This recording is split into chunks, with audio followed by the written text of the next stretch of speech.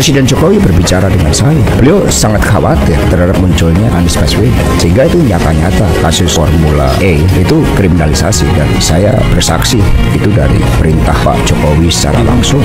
Partai Coklat, termasuk saya sebut Listio Sigit yang bermain di Jakarta, di Jawa Timur, di Sumatera Utara, itu Partai Coklat itu super powerful. Partai perorangan. Ada tawaran dari partai lain, Pak, mungkin, Pak? Ada tawaran partai lain mungkin, Pak? Partai perorangan. Halo, assalamualaikum warahmatullahi wabarakatuh. Jumpa kembali dengan Banyuwangi Spesial. Oke, selamat siang semuanya. Dan siang hari ini kita mau nonton lagi, yaitu tentang Pak Hasto, juga tentang PDIP, teman-teman. Nanti juga diteruskan oleh Bapak Luhut mengenai Pak Jokowi. Dan lagi-lagi PDIP protes sama Pak Jokowi. Oke, lanjut. Untuk videonya kita siapkan dulu. Ini nanti kita dengarkan sampai habis. Inilah keterangan Pak Hasto, teman-teman ya. Oke, lanjut kita tonton.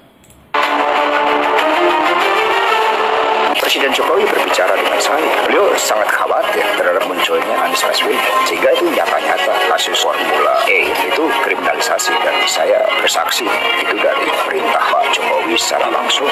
Partai Coklat, termasuk saya sebut Listio Sigit yang bermain di Jakarta, di Jawa Timur, di Sumatera Utara, itu Partai Coklat itu super powerful karena mereka punya agenda-agenda politik terhadap aliansi kekuasaan sang raja dengan Jokowi. Terus di online, narkoba itu kan mendapat backing dari Partai Coklat, kemudian tambang-tambang ilegal, semua tahu itu kan dimobilisasi untuk kepentingan dana pergerakan Pilpres, sama ditetapkan sebagai tersangka atas suatu peristiwa yang sebenarnya sangat-sangat absurd, sangat tidak jelas. Tapi ketika urusan seperti ini sama dikejar, saya melawan. Peristiwa 10 November, ribuan orang meninggal mengalahkan yang namanya bala tentara sekutu pemenang perang dunia kedua. Masa saya hanya menghadapi ancaman aja takut? Saya bongkar.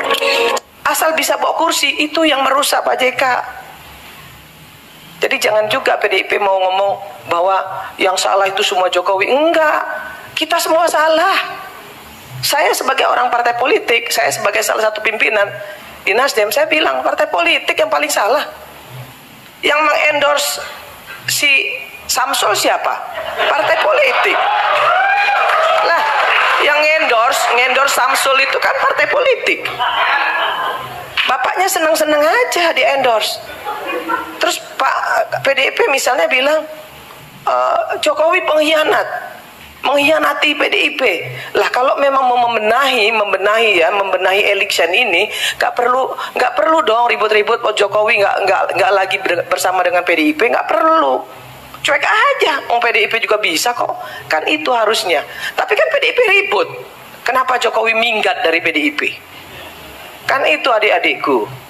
Dan jangan mau juga yang mahasiswa hari ini ditantang-tantangin untuk turun ke jalan, kemudian jadi korban, jangan mau. Ada tanggapan ketika Pak Hasto menyatakan bahwa Pak Jokowi dan keluarga sudah bukan lagi dari partai PDIP. Ya berarti partainya perorangan. Partai perorangan aja. Berarti Pak Jokowi tidak terafiliasi dalam partai sekarang ya? Partainya jadi perorangan. Maksudnya gimana Pak? Seminggu aja gitu Pak. Ya udah itu. Atau ada, kalau ke depan ada rencana untuk bergabung sama partai lain nggak? Seperti ada rumor untuk Partai perorangan. ada tawaran dari partai lain, Pak, mungkin, Pak? Ada tawaran partai lain mungkin, Pak? Partai perorangan. Masih ada personal nih, sulit. Nah, itu tadi teman-teman ya, Pak Jokowi menjawab pertanyaan wartawan. Katanya partainya adalah partai perorangan. Oke, bikin kita penasaran teman-teman ya. Jadi ini sekaligus dibahas oleh Opung Luhut ya teman-teman. Oke, lanjut, untuk videonya kita dengarkan. Bersatu dengan Bu Megawati Soekarno Putri. Nggak ada. Saya apa urusan saya dengan Ibu Mega? Nggak ada. Saya nggak pernah kerja sama beliau. Saya nggak pernah di bawah dia.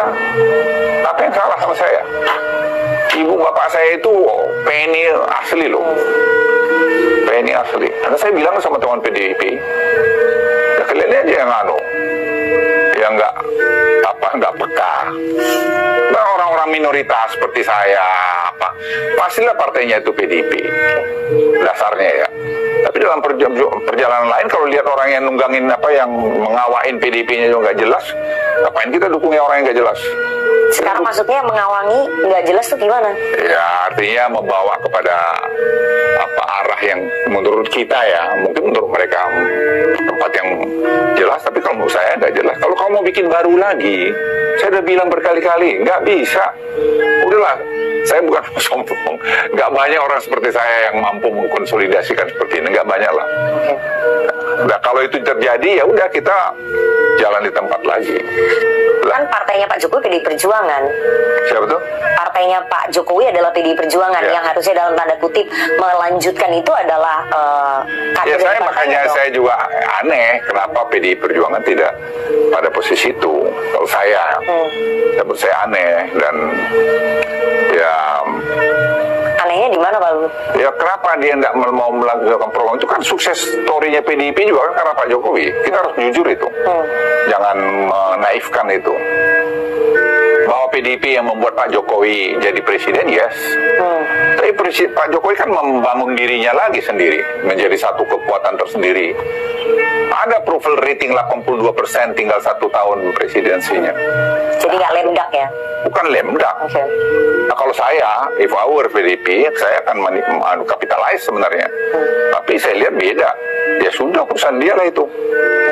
Jadi saya bilang sama teman-teman saya, ya kita usung Pak Prabowo aja. Karena menurut saya itu karena kalau enggak, Nana, ini bernegara kita nyungsep lagi nih. Masuk ke nol lagi. Oke, saya paham berarti Pak Luhut tidak mungkin mendukung Mas Anies yang karena membawa visi perubahan, mengganti programnya Pak Jokowi. Tapi tidak mendukung Mas Ganjar padahal dia adalah kader PDI Perjuangan yang dulu awal-awal sempat di-endorse oleh Pak Jokowi sebelum ada pecah kongsi atau keretakan. Jadi pertanyaan saya, kalau Pak Jokowi mendukung Mas Ganjar, Pak Luhut, Opung akan tetap mendukung juga? Ya kalau tadi Pak Ganjar ini membawa tadi meneruskan program-program ini, menurut saya yes, karena buat saya kasih kebaikan Indonesia kok, saya nggak ada urusan lain. Saya nggak minta jabatan loh, ingat loh, nggak ada saya yang minta jabatan. Menurut Anda sekarang Ganjar dan PDI Perjuangan tidak akan meneruskan programnya Pak Jokowi? Ya dia kalau dia kalah kan nggak ada urusan lagi. Ya hanya saya sayangkan kita nih guyup lah kalau beda, karena menyelesaikan ini nggak bisa sendiri satu orang juga. Nanti siapapun presidennya nggak akan bisa dikerjain sendiri. Kalau dia berpikir mau sendiri, ya udah kita nyungsep juga. Kalau itu maunya kita ya sudah, karena bonus demografi itu hanya sampai 2030 loh. Jadi anak-anak muda kita itu habis itu. Nah itu banyak pemimpin nggak paham itu, nggak paham Nana. Paham pengen dia jadi presiden. Emang lu kalau udah presiden lantas kau bisa merintah gitu? Nggak bisa. Kenapa akhirnya Opung mendukung Prabowo dan Gibran? Kenapa bukan Anies? Kenapa bukan Ganjar? Bukan akhirnya, dari awal saya memang mendukung Pak Prabowo dengan Gibran.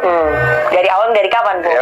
Ya dari mulai mereka udah sah menyatakan Kenapa? maju. Sebenarnya sederhana ya. Apa yang sudah dicapai Pak Jokowi sekarang ini, saya udah ngomong di Instagram saya. Jadi saya lihat yang berkali-kali kami ketemu Pak Prabowo, dia sangat setuju, sepaham dengan program Pak Jokowi. Karena saya bilang begini, Pak Prabowo, Anda kalau bikin program baru lagi 4 tahun loh Pak, saya bilang 4 tahun loh, baru kita mulai jalan. Dan itu Anda kehilangan waktu. Kalau 4 tahun, nanti tahun 2028 dan 2027 udah pemilihan presiden baru lagi, udah persiapan. Anda kapan mau jadi? Nah itu yang membuat negara ini yoyo. Nah saya melihat itu, orang mungkin nggak melihat itu. Nah saya bilang enggak, saya bilang sama tim saya, kita mau cari orang yang bisa melanjutkan program Pak, menyempurnakan dan menyempurnakan program Pak Jokowi ini. Dan itu hanya ada di seorang Prabowo Subianto. Nah, dia yang mengatakan saya, karena yang lain saya undang, ketemu sekali, udah ketemu lagi ya sudah. Sempat ketemu Mas Anies dan Mas Ganjar. Ganjar saya pernah ketemu, dia pernah kemari. Ya Anies dia mau ketemu tapi nggak jadi. Ya belum apa-apa, DPR sudah mau mencoba otoriter. Sejak kapan mereka punya hak untuk melarang anggota DPR untuk bersuara tentang apapun? Ya belum apa-apa sudah otoriter begitu, apalagi Komisi 3 atau MKD, silakan. Saya sebagai anggota DPR RI punya kewajiban menurut undang-undang melakukan edukasi politik, hak saya untuk melakukan itu. Kalau saya berbeda pendapat dengan dia, bukan berarti dia boleh sewenang-wenang manggil dan mengadili orang. Silakan dipelajari dulu. Ya, ada tahapan-tahapannya. Jangan belum apa-apa DPR sudah jadi lembaga sok kuasa. Ya, saya kira fenomena parcok ini sudah dibicarakan di mana-mana. Ya, kalau mau manggil saya silakan panggil dulu itu yang namanya bocor halus, Tempo. Coba mereka investigasi mendalam baru panggil saya. Kalau dia panggil saya tanpa panggil dan dalami masalah ini di publik, saya kira itu otoriter namanya. Dan saya pasti lawan. Ya, jadi jangan sembrono menggunakan kekuasaan. Nah itu teman-teman ya. Jadi video kali ini membahas tentang PDIP dan tadi juga dibahas oleh Opung Luhut teman-teman ya. Oke, lanjut lagi. Ini sepertinya Opung Luhut juga masih membahas tentang PDIP ya. Oke, lanjut. Aku ini kan kepala staf presiden zaman Pak Jokowi. Ya. Orang boleh ngomong apa aja. Itu Pak Jokowi itu selama beberapa tahun itu mencari bentuk itu setengah mati. Saya ini kan pekerja yang cepat, kencang dan mampu membangun Timur. Itu butuh paling tidak, saya bilang presiden kemarin 1,5 tahun. Dia bilang lebih Pak Luhut 2 tahun. Dan saya pribadi dengan tim saya, anak-anak muda ini, tadi bicara e-katalog, bicara hilirisasi, bicara apa lagi tuh, Simbara, bicara kelapa sawit itu setelah 4 tahun. Jadi jangan dipikir tadi kalau dia datang langsung dia perintah jadi. Dari Hongkong. Jadi siapapun ya yang sekarang-sekarang ini yang ada nih pemimpin-pemimpin atau siapapun dia guru besar, kita itu harus melakukan refleksi. Jadi jangan membuat situasi tambah tidak baik dengan kehadiran atau ucapan kita. Kita harus memberi bawa hawa sejuk. Apalagi yang pada kategori pimpinan gitu, jangan ya menceritakan yang informasinya dia tidak punya utuh sehingga membuat kesimpulan yang tidak baik, padahal dia seorang public figure yang punya dampak kalau dia berbicara itu tidak bagus. Dan kita juga mesti melihat ke depan, bukan hanya karena Pak Jokowi ya, karena beliau presiden di mana saya bekerja. Jangan semua ditumpukan pada Pak Jokowi. Kan fungsinya itu kan sudah dibagi habis. Menteri-menterinya, Menko-nya ada kan. Jadi jangan Menko-nya juga ada yang ngomong ini soal masalah korupsi, soal ini. Ya, itu kerjaan dia kok. Ini maksudnya siapa, Pak Mahfud? Nah, saya nggak ngomong. Yang Menko-nya cuma satu kan yang ngurusin saya dengan Menko juga. Ya. Jadi kita tuh jangan terus lempar gitu. Itu semua udah dibagikan oleh Presiden. Ya kita harus melakukan refleksi apa sih yang sudah saya lakukan. Atau bekas-bekas menteri yang sudah berhenti, tanya dirimu gitu loh. Apa yang sudah kau lakukan selama kau jadi menteri? Atau bekas gubernur. Ini mengacu juga Pak Basuki Cahayapurnama. Ya saya hanya nggak sebut, saya hanya merefleksi karena saya lebih tua dari mereka itu. Jadi saya punya hak juga lah ngomong itu. Ya tanya apa yang sudah kau buat. Kau buat keonaran, jadi buat apa gitu? Atau apa yang Anda buat gitu. Nah oke teman-teman, itulah penjelasan dari Opung Luhut dan tadi mengenai PDIP juga, yang dimana Pak Hasto membahas tentang statement-statementnya juga, yang tadi juga ada di Sitorus ya teman-teman. Jadi seakan-akan PDIP selalu menyalahkan Pak Jokowi, dan mungkin teman-teman punya pendapat lain tentang video ini yang dibahas oleh Opung Luhut ya, silakan tulis di kolom komentar saya. Oke, terima kasih semuanya. Jadi sehat selalu, ambil hikmahnya untuk video ini, dan bagaimana teman-teman menyikapinya silahkan tulis di kolom komentar saya. Dan nanti juga ada video lagi, tetap tunggu di Banyuwangi Official. Oke, terima kasih semuanya.